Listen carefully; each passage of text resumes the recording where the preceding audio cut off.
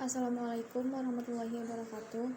Halo, perkenalkan nama saya Rini Aryani, mahasiswa program studi manajemen Universitas Nasional. Di sini saya akan membawakan sebuah studi kasus sesuai di judul podcast ini, yaitu biaya produksi dan keuntungan maksimum PT Unilever Indonesia. PT Unilever Indonesia adalah perusahaan yang bergerak di bidang manufaktur, pemasaran, dan distribusi barang konsumsi. Untuk mendapatkan keuntungan maksimum, PT Unilever Indonesia tentu saja menyiapkan biaya untuk memproduksi produk-produknya. Karena tujuan sebuah perusahaan didirikan tidak hanya untuk sekedar memenuhi kebutuhan masyarakat saja, tetapi juga untuk mendapatkan keuntungan. Dalam usaha untuk mencapai keuntungan tidak akan lepas dari pengaruh biaya, karena biaya merupakan salah satu faktor yang mempengaruhi laba perusahaan. Salah satu biaya yang mempengaruhi adalah biaya produksi. Harnanto menyatakan, biaya produksi adalah biaya-biaya yang dianggap melekat pada produk, meliputi biaya baik langsung maupun tidak langsung dapat diidentifikasikan dengan kegiatan pengolahan bahan baku menjadi produk jadi. Menurut Mulyadi, biaya produksi terdiri dari 3 bagian, yaitu biaya bahan baku, biaya tenaga kerja, dan biaya overhead pabrik.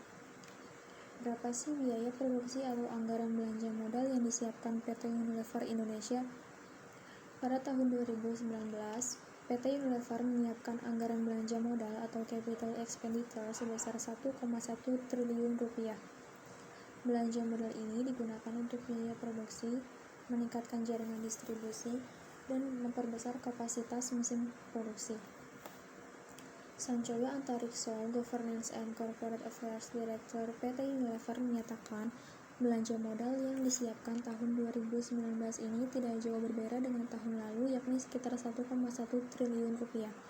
Menurutnya, belanja modal yang dianggarkan untuk menambah kapasitas mesin di atas 50% dari total belanja modal yang disiapkan.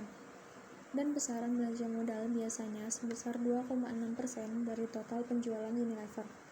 Lebih lanjut, sumber dana belanja modal masih mengandalkan dana internal kas perusahaan. Dan jika tidak mencukupi, maka sisanya akan dipenuhi dari pinjaman perbankan. Sanjoyo mengatakan, Unilever termasuk perusahaan fast-moving consumer goods terbesar, tidak hanya di Indonesia, tetapi juga di level global.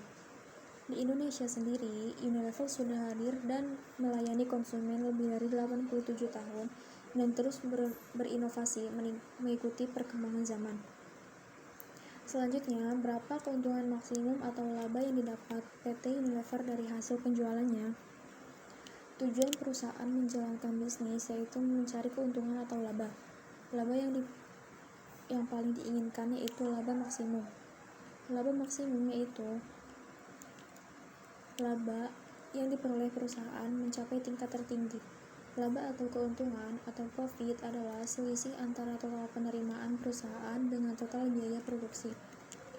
Laba atau keuntungan merupakan hal yang sangat penting bagi perusahaan karena menunjukkan sejauh mana kemampuan perusahaan dalam memperoleh laba yang digunakan untuk operasi perusahaan. Jika perusahaan dapat menekan atau meminimalkan biaya produksi, maka akan terjadi peningkatan terhadap laba. Begitu pula dengan sebaliknya, jika biaya produksi membesar, tentu akan berdampak penurunan terhadap laba. PT Unilever Indonesia mengumumkan laporan kinerja keuangan untuk tahun berjalan Juni 2021. Meski pertumbuhan domestik melambat sebesar 7,3% pada tahun berjalan Juni 2021, Unilever tetap berhasil mencatat penjualan bersih sebesar 20,2 triliun rupiah. Meski jelas bahwa dampak dari COVID-19 masih belum surut, Unilever tetap mencatatkan laba bersih sebesar 3 triliun rupiah dengan kategori makanan yang menjadi salah satu penopang utama pertumbuhan. Ira Noviarti, Presiden Direktur PT Unilever Indonesia menyampaikan, pertumbuhan pasar fast-moving consumer goods belum sepenuhnya pulih karena pandemi COVID-19 menyebabkan konsumen masih berhati-hati dalam memilih pola konsumsi di beberapa kategori basic. Berbagai tantangan tersebut tentunya mempengaruhi tingkat pertumbuhan dari Unilever. Kondisi ini juga ditambah dengan kenaikan harga komoditas yang mulai mempengaruhi biaya produk. Sebagai perusahaan yang telah beroperasi selama lebih dari 87 tahun, Unilever telah membuktikan keberhasilan dalam membangun merek-merek dengan kesuksesan secara jangka panjang di berbagai kategori. Saat ini, Unilever Indonesia adalah market leader di setidaknya 12 kategori industri fast-moving consumer goods. Sehingga, menurut Ira, ia mendorong pertumbuhan pasar bukan saja menjadi strategi yang tepat, melainkan juga menjadi tanggung jawab Unilever sebagai pemain industri terdepan.